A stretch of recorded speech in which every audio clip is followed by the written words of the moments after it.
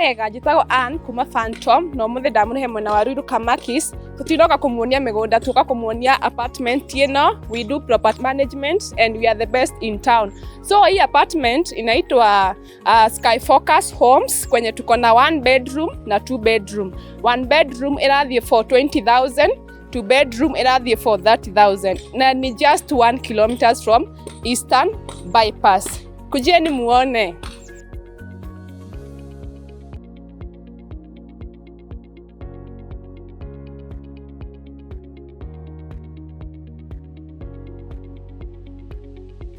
So guys, ugo niguo mucio hana no ririkane 1 bedroom ni 20,000, 2 bedroom ni 30,000. By the way, ni gated community. So ebu camera person ya kuonyesha security yenye iko huku kwenye wanasema tuko na watoto. The moment umefunga kwako hakuna mtu mwingine ataingia. Hiyo ni security yako. Alafu pia color, tiles ziko sawa. So when we say ni 20,000 it's worthy, and when we say it's 30,000 it's worthy. So you are welcome. Na hizi apartment zinaitwa Sky Focus Homes na zinamanajiwa na CC. CC tuliwaambia we are the best property managers in town, and this is what we mean. So guys, this is the 1 bedroom.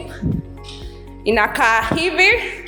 Lighting yake nimuona sitako girofu na gikuyu. Unaona maridadi venye ziko sawa.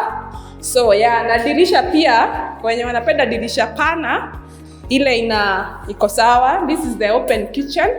Mkumbuke hii ni 20,000, 1 bedroom. Na hakuna mtu mwingine ameingia, wewe utakuwa wa kwanza, first tenant. And this is the washroom. Na shower, unaona maji ina drizzle kidogo, so shower iko intact.